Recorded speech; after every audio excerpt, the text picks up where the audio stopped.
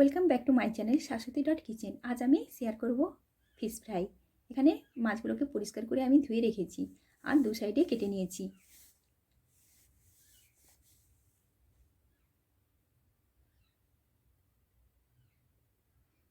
এইভাবে প্রত্যেকটা মাছকে আমি কেটে নেব দু সাইডে।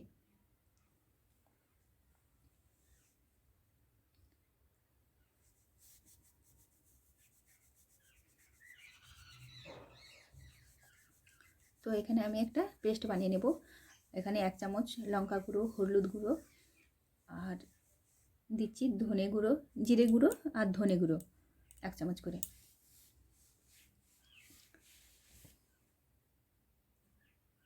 দিচ্ছি এখানে 1 চামচ চিকেন মশলা আর দেব 1 চামচ পরিমাণ মতো লবণ।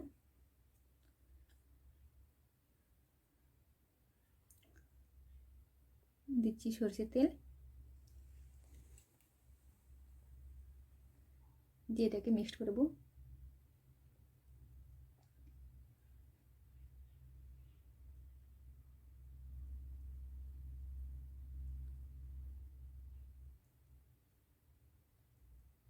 এর মধ্যে দেবো একটা লেবু, পুরো গোটা লেবু একটা পুরো রস লাগবে।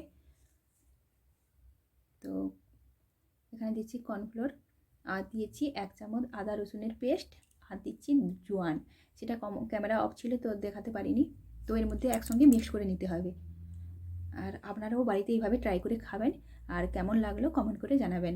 মাছটা ফ্রাই ভীষণ ভালো লেগেছে, তার জন্য আমি তোমাদের সঙ্গে এই মাছের ফ্রাইটা শেয়ার করলাম।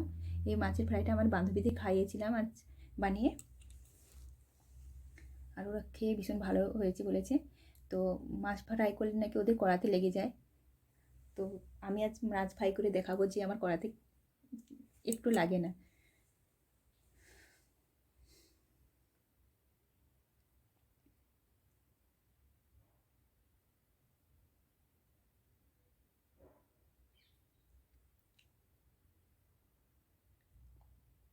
এইভাবে আমি 10 মিনিট ম্যারিনেট করে রেখে দিয়েছি। 10 মিনিট পর ফিরে এসেছি। মাছগুলোকে আমি ফ্রাই করে নেব এখন। চলো দেখি না মাছগুলো কেমন আমি ফ্রাই করি।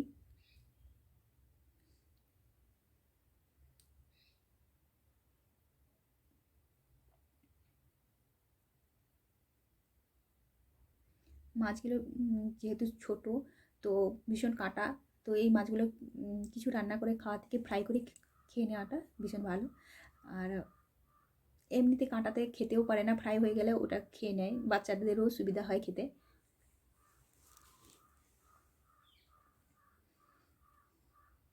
ডিপ ফ্রাই করে নেব মাছগুলোকে।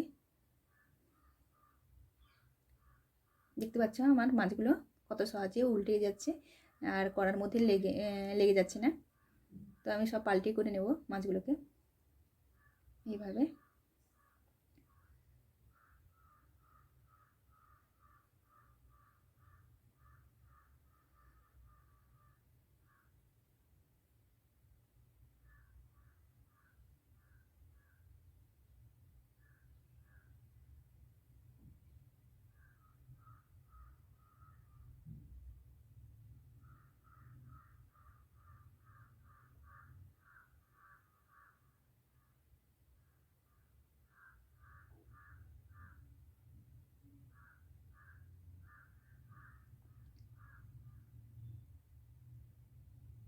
তো এখন আমি ওই লেবু রস আর পেঁয়াজ দিয়ে মাছ ফ্রাইটা খেতে দেবো এদের। আর বাড়িতে আমি আর কী বানিয়েছি দেখিয়ে দিচ্ছি। যে বড়ি ভেজেছি আর মিক্সড ভেজ বানিয়েছি, এখানে মাছ ভাজা করেছি আর এটা মিক্সড ভেজ। এখানে সরষে দিয়ে মাছ বানিয়ে রেখেছি।